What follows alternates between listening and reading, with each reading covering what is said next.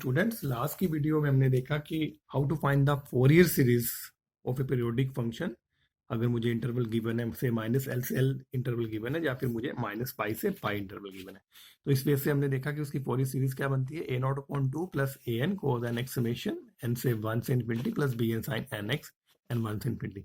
तो इसमें जो साइन की टर्म्स आती हैं और ये यहाँ पे कोसाइन की टर्म्स आती हैं, ये ए नॉट बाय 2 भी कोसाइन में टर्म्स जाता है, क्योंकि यहाँ पे एन 1 से एन 0 अगर मैं पुट करता हूँ तो कोस 0 कितना होता है 1। तो उस केसेस में इसकी कांस्टेंट वैल्यू आ रही है, ये टर्म्स भी कोस की ही टर्म्स मानी जाती है, क्योंकि यहाँ पे कोस 0x ले सकते हैं, तो कोस 0x इज 1। सो इसलिए ये दोनों टर्म्स को कोसाइन में मानते हैं और ये साइन वाली टर्म्स होती हैं। तो यहाँ पे ए नॉट की वैल्यू हमने निकाली, ए एन की वैल्यू निकाली, बी एन की वैल्यू निकाली। नेक्स्ट हम इसका स्पेशल केसेस देखते हैं कि इन केस मान लीजिए जहाँ पे मुझे जो फंक्शन गिवन है वो ऑड फंक्शन है, से फंक्शन ऑड है, तो उस केसेस में क्योंकि फंक्शन ऑड है तो माइनस पाई से पाई इसकी इंटीग्रेशन क्या हो जाएगी 0। ये हम लास्ट की प्रॉपर्टीज में देख चुके हैं। तो उस केसेस में ए नॉट की वैल्यू मेरे पास 0 निकलेगी। सिमिलरली अगर मैं ए एन की वैल्यू कैलकुलेट करता हूँ तो क्या होगी, क्योंकि मैंने फंक्शन को क्या कंसीडर किया, ऑड कंसीडर किया है, तो ऑड कंसीडर किया, दिस इज ऑड और कोस कैसा होता है इवन, तो प्रोडक्ट इज ऑड, तो इंटीग्रल 0। तो अगर मैं फंक्शन को ऑड कंसीडर करके चल रहा हूं तो मेरे पास ए नॉट और ए एन दोनों की ही वैल्यू 0 निकलेंगी, और बी एन क्या बनेगा 1 अपॉन पाई माइनस पाई से pi f x sine n x. F x कैसा है ऑड और साइन कैसा है odd, odd into odd even function बन जाएगा। उस केसेस में इसकी वैल्यू 0 नहीं होगी, बल्कि ये लोअर लिमिट जो होगी वो 0 बन जाएगी और 2 times, so this is 2 upon pi 0 से pi f x sine n x d. तो बी एन की वैल्यू मैं कैलकुलेट कर सकता हूँ, लेकिन ए नॉट और ए एन की वैल्यू कैलकुलेट नहीं होगी, दोनों कैसे होंगी 0 होगी। तो उस केसेस में मेरे पास सीरीज कौन सी बनेगी, क्योंकि मेरे पास ए नॉट ए एन की वैल्यू 0 है तो सिर्फ मेरे पास साइन वाली टर्म्स बनेगी, तो साइन सीरीज इसको बोलते हैं। सो अगर फंक्शन को मैं और कंसीडर करके चल रहा हूं तो मेरे पास सिर्फ साइन सीरीज बनेगी। तो जब भी क्वेश्चन में अगर वो बोले कि फाइंड द साइन सीरीज, तो उस केसेस में मुझे सिर्फ बी एन कैलकुलेट करना है, और बी एन को कैसे कैलकुलेट करेंगे 2 अपॉन पाई 0 से पाई, या फिर अगर एल में दिया होगा तो 2 अपॉन एल 0 से l f x sine n pi x upon l. तो इस वे से बी एन की ही वैल्यू कैलकुलेट करेंगे। तो यहाँ पे जो इंटरवल्स ले रहे हैं हम लोग हाफ इंटरवल कर रहे हैं, दैट इज वाई इस सीरीज को हाफ रेंज साइन सीरीज भी बोलते हैं। सिमिलरली अगर मैं फंक्शन को इवन कंसीडर करके चल रहा हूँ, से फंक्शन इवन है, तो उस केसेस में ए नॉट की वैल्यू निकलेगी, क्योंकि यहाँ पे इवन है तो ये फंक्शन ये लोअर लिमिट 0 हो जाएगी तो 2 times, so this is 2 upon pi 0 से pi f x D x. तो फंक्शन इवन कंसीडर कर रहे हैं। अब जैसे ऐसे ही सिमिलरली ए एन की वैल्यू एफ एक्स कोस एन एक्स, फंक्शन कैसा है इवन, कोस कैसा है इवन, तो प्रोडक्ट क्या बन जाएगा इवन, तो इसकी वैल्यू कैलकुलेट होगी 2 टाइम्स अपॉन पाई 0 से पाई एफ एक्स कोस एन एक्स डी एक्स। अब बी एन की वैल्यू चेक करते हैं, तो बी एन क्या होगा इस केसेस में, क्योंकि फंक्शन कैसा है इवन और साइन कैसा है ऑड, तो प्रोडक्ट बन जाएगा ऑड, तो उस केसेस में बी एन की वैल्यू नहीं निकलेगी।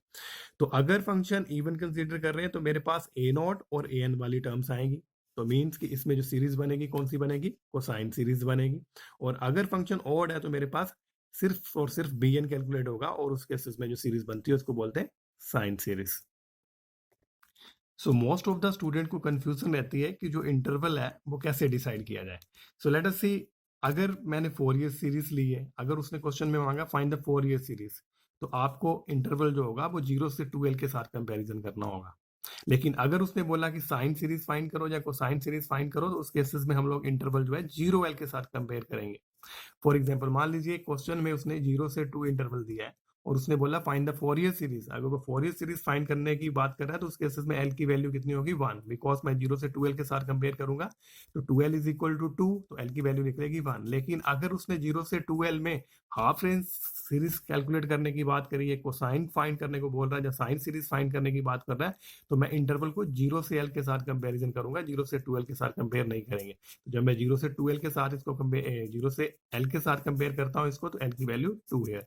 सिमिलरली अगर मैं 0 से 1 की बात कर रहा हूँ इंटरवल में, अगर उसने बोला फोरियर सीरीज फाइंड करो, तो 2l इज इक्वल टू 1, तो l की वैल्यू 1/2 निकलेगी। लेकिन अगर वो कोसाइन या साइन सीरीज या हाफ रेंज सीरीज कैलकुलेट करने की बात कर रहा है तो उस केसेस में l की वैल्यू 1, बिकॉज 0 से l के साथ कंपेयर करेंगे तो l इज इक्वल टू 1।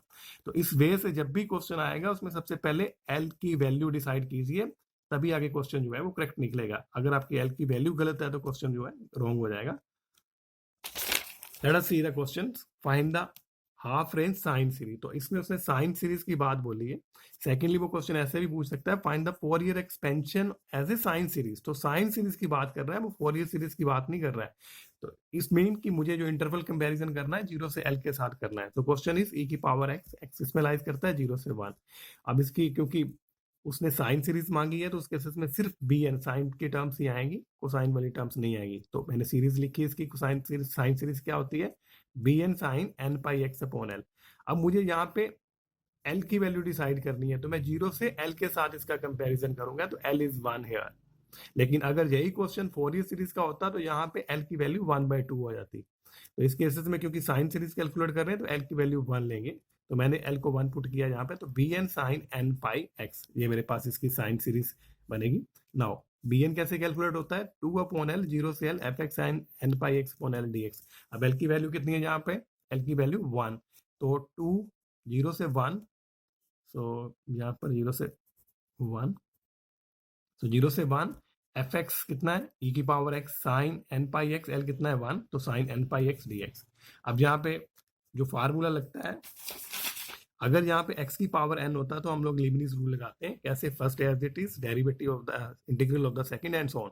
लेकिन यहाँ पे एक्सपोनेंशियल है, पॉलिनोमियल्स नहीं है, तो इस केसेस में इसका जो फार्मूला लगेगा वो ये लगेगा, इंटीग्रल ऑफ e की पावर ax cos bx। तो क्या होता है, e की पावर ax डिवाइडेड बाय इस a का स्क्वायर प्लस b का स्क्वायर, कोफिशिएंट ऑफ x का square, a square plus b square.